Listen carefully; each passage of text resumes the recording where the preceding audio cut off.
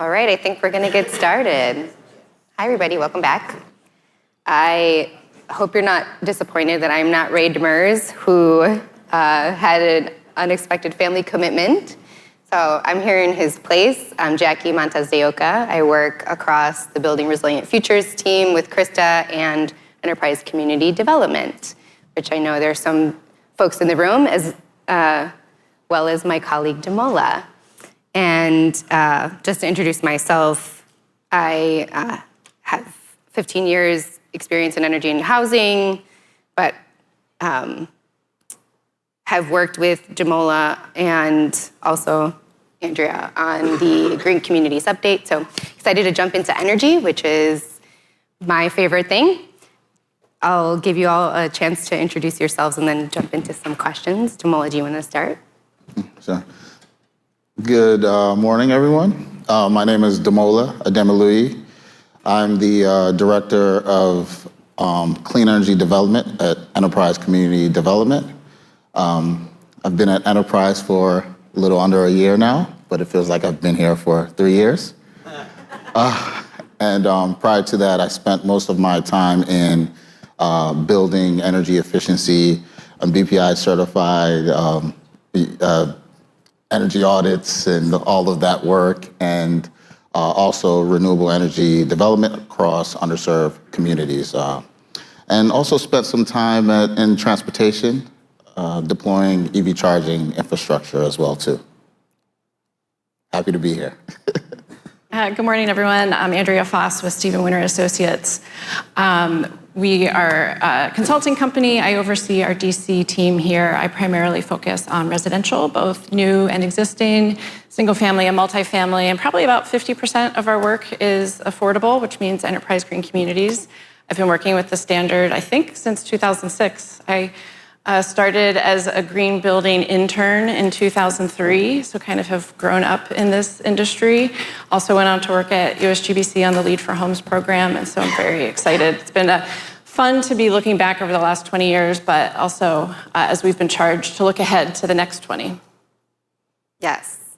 All right. Well, 2026 criteria represents another big leap forward for affordable housing, and I want to get your perspectives from the different backgrounds that you have on what excites you most about where the sector is going to kick us off. So I think what I'm really excited about when we were working on the standard was both streamlining some of the approaches, and it also is a really great way to provide flexibility to especially retrofit projects, while also challenging others and giving the recognition for higher performance. I think over the last, especially decade, as we've seen the growth and emergence of building performance standards around the country, especially also here in DC, we are proud to be the first, that we tried to look at a framework that could align with the growing building performance standards. But if you think about those, there's dozens of different ones around the country, and this is one standard trying to work with all of them.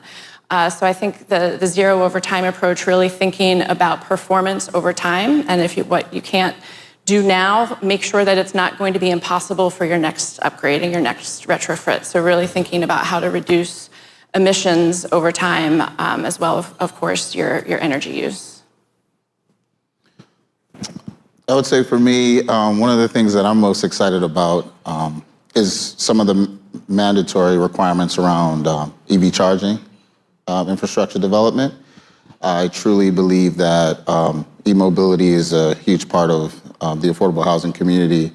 And while there are organizations trying to solve the problem of how do you transition a resident from a gas vehicle to an electric vehicle where they can realize some savings monthly and yearly, our buildings can serve as charging hubs within underserved communities as a whole. And so anytime there are increases in allowing for that, I think is great. And I also think that allows us to do more with our energy management systems, where we can start to include EV charging as well too, and make them a little bit more robust. And then echoing what Andrea said, this zero emissions over time energy planning really excites me, because it forces our teams to collaborate. So developers, clean energy experts, property managers, residents, we all have to come to the table and sort of develop a plan that can be iterative and over time with building management systems, we can advise and plan for future upgrades next 10, 15 years. Yeah, I am also very excited about zero overtime, whether or not we call it that, we call it long-term planning, but just responding to reality and the needs of our multifamily buildings and the people in them makes me think about operations and maintenance and just the long-term goals. So let's I'm gonna jump ahead to operating. So we can talk about tools or approaches that are giving us more confidence in the results for better controls of new technologies. So if done right, we have confidence the transition to electrification offers exciting solutions, but can you each talk about a tool or an approach that's making you feel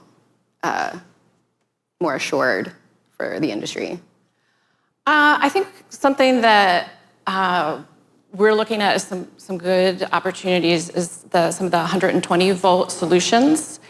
We really need to start looking at how we can scale those, but the opportunities for heat pump water heaters and induction cooktops and dryers and being able to really look at how we might be able to reduce our electric loads and the cost for service upgrades is really promising and really excited for what that offers, I think both for new construction as well as existing buildings. Bringing down the costs or avoiding the costs of... I think really avoiding the costs of those service upgrades is a really big opportunity. We're seeing now electric load studies.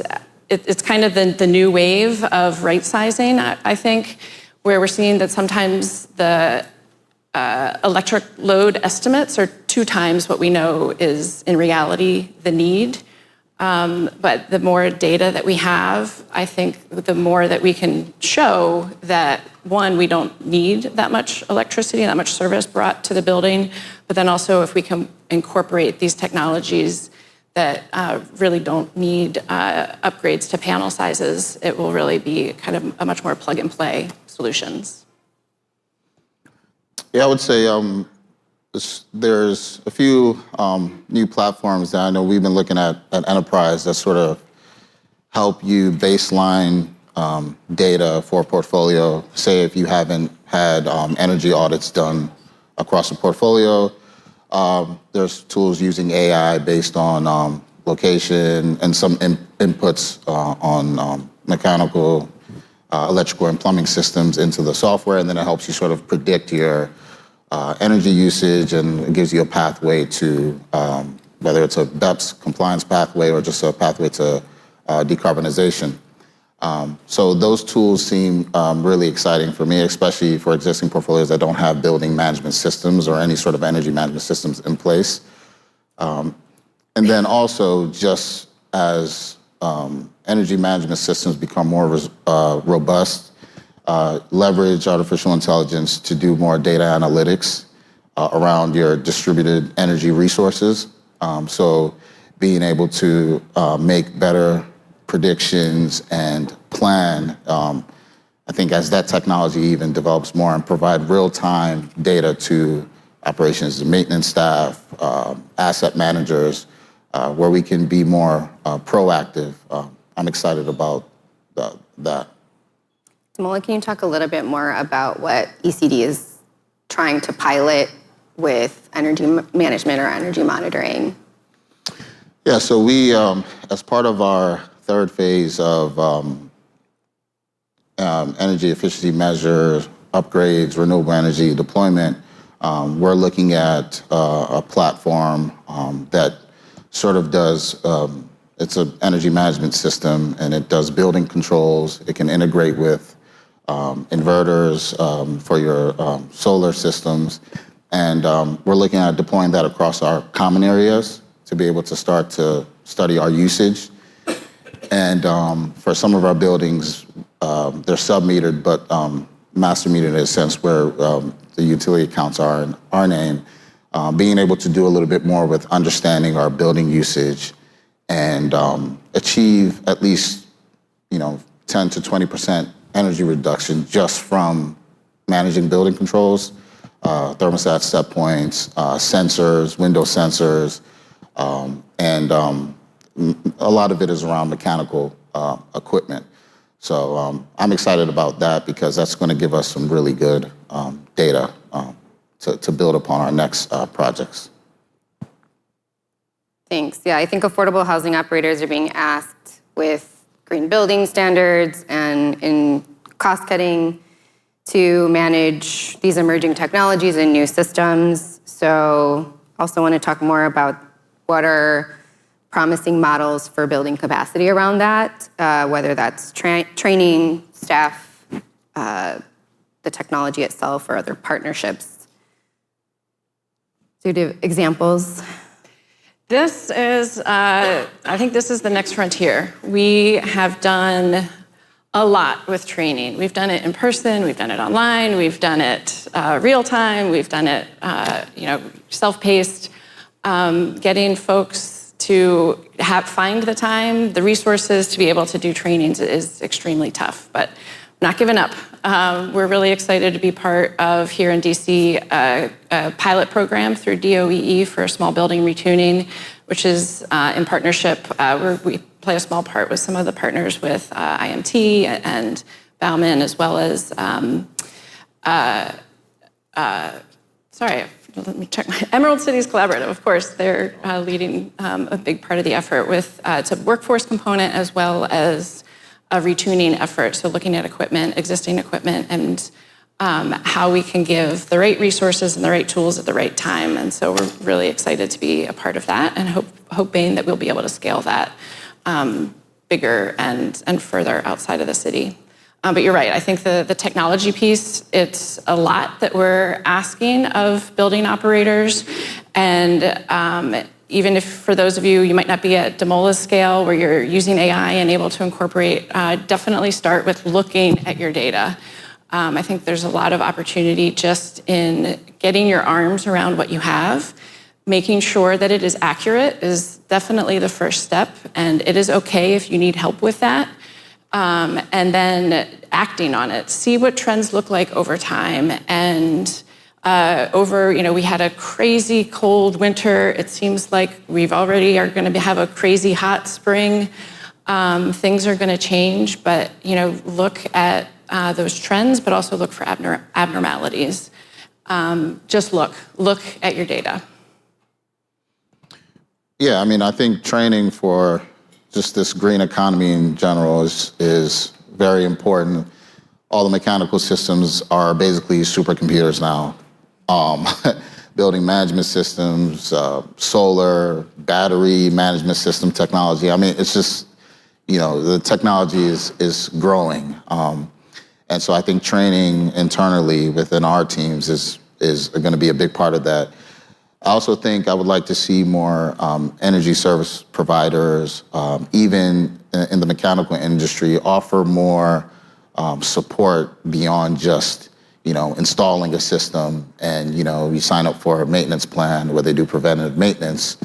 I would like to see even more collaboration, just more on monitoring these systems over time.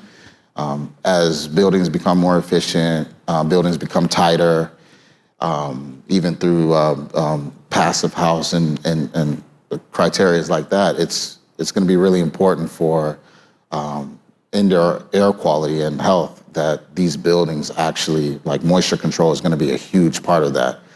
So I would just like to see a little bit more from our partners, whether it's the partners doing our energy audits or our mechanical contractors, our electrical contractors, to participate beyond just a, preventive maintenance equipment package. They should work with our teams to do a little bit more.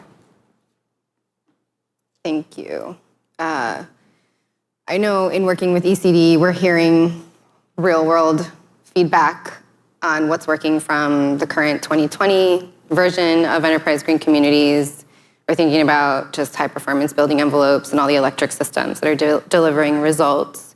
Is there anything else you want to highlight for an underrated technology or thing that you think is driving the best outcomes, or what you wish people would knew more about? Or well, I think, I mentioned my career, I've kind of grown up in the building science community. There's a lot of mantras that we have: build it tight, ventilate it right, trust but verify, conservation before generation. I think, a lot of these things are getting back to the core of, my last one, KISS, the keep it simple approach. I think it is excellent to be ambitious, but I think we also need to be realistic. Design to your budget, but also your operating budget, and be realistic about the who and how many people you have on your maintenance team. You can't expect folks to be able to maintain systems that maybe are completely unproven. And so, it's great to test out systems, but maybe don't install 600 of them at once. I always use a study, or it's not a study, it's my real life example. So we gutted our house here in DC, and we were young and idealistic in our mid-20s, and we installed one of, I think it was the third air-to-water heat pump in the country, and we thought, this is awesome, we're so cool. Well, I'm here to tell you it never worked. I remember taking a shower, and of course I had a water sensor because, who doesn't in their house? And the water was 55 degrees. It was, the manufacturer walked away from us, the installer walked away from us. So the bleeding edge isn't always the best place to be. You don't have to be on the bleeding edge to be green. And I think that's where, coming back to the keep it simple and keep it realistic is really important. And I think that is very underrated. But the other underrated measure, quality install, I think, really focusing on getting it right, taking the extra time that you need, and that's where the trust but verify comes in. Get it third-party verified to make sure that it's operating as intended, designed, installed, and operating as intended. Really a critical component to having, especially new technology, work well. I have a funny air-to-water heat pump story too. We purchased a property in Maryland, and it had an air-to-water heat pump system. It was a townhouse, and I couldn't get anyone to service it, replace it.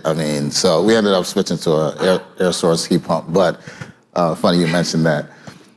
I think I wouldn't say it's underrated. I think it's more so the general sense that I've heard in just our community and just in the space, in the clean energy space in general, is around just the feasibility of deploying battery storage. And I think that personally, I think there are a lot of opportunities with battery storage. One, just not even just participating in grid services, but reducing peak demand on, especially within the multifamily housing where we're on time of use charges. And I think there's a lot of opportunity with battery storage when planned correctly, when sized appropriately, and it's still going to have a tax credit, post solar. So I think that's something that I think is there's a lot of opportunity there. I've also been seeing a lot more tech companies who are building data centers, willing to have conversations around providing financial resources for buildings to deploy a battery and solar to be able to provide grid support when they're sucking all the power out. I think that, we at ECD in our phase 3, what we call our phase 3 portfolio, we're deploying over 800 kilowatt hours of battery storage. And it's through the Resiliency Hub program and grant program that the Maryland Energy Administration awarded us, which I'm really excited about because We were looking at just 2 of our properties last week, and just within those 2 properties alone, we'd be saving anywhere from like $8,000 annually just in demand charges, and that's just focused on our common area loads. And then, there's opportunities, with master meter buildings to really benefit at scale with battery storage. So I wouldn't say it's underrated, but I think that it's something that could provide a lot of benefits if done the right way. Definitely. Okay, so let's end on a few future-facing thoughts. We'll paint a picture 5 to 10 years from now, and we're updating the criteria again, where staff are proactively managing their energy use, our communities are seeing lower bills, buildings are running on cleaner fuels. What do you think are what's the most important thing or some important things that we need to be able to get to that future? Well, I'm going to pull from the last panel and say ductwork. Maybe not what you would expect, but I think that to really drive home health as well as energy efficiency, we really need to make sure that we are delivering ventilation and exhausting our contaminants from all of our units, especially within multifamily, and that's going to take ductwork, and it's going to take mastic, a lot of mastic, and I know it is definitely a challenge, but we're working on a study right now, a Building America study, which is an indoor air quality monitoring approach where there is elevated contaminant levels, and the building has an ERV, but it's never been operated correctly. And now it's at the point where we need to go in and do some pretty big interventions. And we know this building isn't unique. We need to really focus on how we can bring efficient and effective ventilation to all units. And so it really looking at driving that build it tight, ventilate it right approach of driving down the infiltration and making sure that the systems are installed and operating, I would say, is one of the things that I am looking forward to in this future world, getting to that space. I would say for residential single family, I think more ERV systems that operate properly. Right now, the general approach around indoor air quality and on the residential single family space are whole house bathroom exhaust fans, which, theoretically work. But, I would like to see more ERV on the retrofit side for that, where you're incorporating fresh air. And I would say with multifamily, I'm excited about, 10 years from now, now that building management systems are, they're important today. And if those are implemented within our buildings, I'm excited to see, well, what kind of data are we going to have in 10 to 15 years to make informed decisions? We're working through our portfolio now and sort of reaching back and looking at our properties and saying, okay, how do we prioritize investments in properties, whether it's around clean energy or just capital improvements in general? I would love to see 10, 15 years where we have strong data that supports some of whether it's an electrification effort or renewable effort or a demand response effort. We just have so much data. The introduction of now 40 EV chargers at a property because of international energy conservation codes. So that's going to be a thing as well too. So I'm just excited to see what data we have and how we can leverage technology to make better informed decisions as we move into a new criteria and just a futuristic clean energy world. Yeah, I was just going to add on that. That really makes me think of some of the partners that we see really succeeding. They have a playbook. They know what is working, and they've looked at the data and they know what's working, and they do that, they repeat it. Instead of trying new and different things in every building or in different markets, as much as you can stick with what you know has worked, or at least make sure that you are tracking what did you install, what was the outcome, and would you use it again? Learning lessons from within your own portfolio is extremely important. And as much as you can stick with even the rating system and the approaches that you're using, I think it is a really proven success. We have some owners that we work with, and they say, this is our spec book, this is what we're going to use, choose one of these 3 options. And I'll tell you what, that really takes a lot of the guesswork from the design side as well as the installation side, because you can continue then to work with the installers. And then, as I was mentioning earlier, the operations. You're not training to 100 different possible systems. You're training on a few. And then you can really have operators who know what to look for and how to maintain those systems optimally over time. You read my mind on partnering. I was going to end with one surprise question on just who you want to partner with, who you think are the necessary partners to keep us in that future mindset.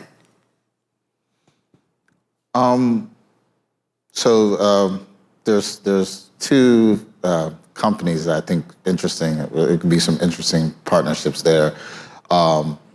So one being, there's a company out of that started in the UK, and what they did is they developed.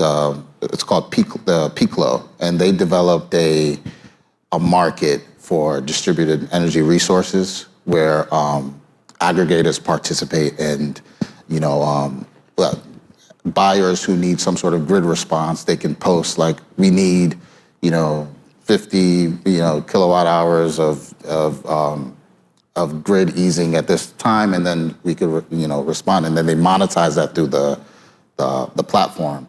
And so they're in the U.S. now, and they're building out a marketplace, working with all the utilities. So I think it would be interesting to see how, when you have a portfolio at scale and you can provide some grid services, how you can participate in a marketplace.